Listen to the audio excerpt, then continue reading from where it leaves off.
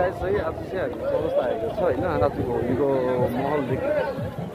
गर्दाखेरि चाहिँ आज हामी घुम्न आएको है र तपाईँहरूले वरिपरि चौरस्ताको नजारा देख्न सक्नुहुन्छ